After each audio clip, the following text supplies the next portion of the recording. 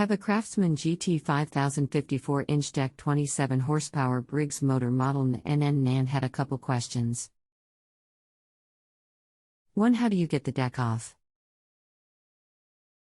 The manual does not show this at all, which is an oversight. Also, is the oil capacity? Again, big oversight in the manual.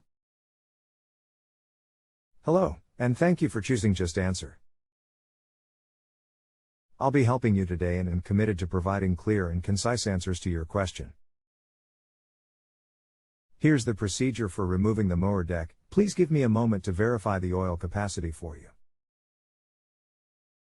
Oil capacity is 66 to 68 ounces. Hope this helps. If you need more information, please stop and reply to me via the Reply to Expert link in the lower right corner of the ratings box with any issue or remaining question you may have.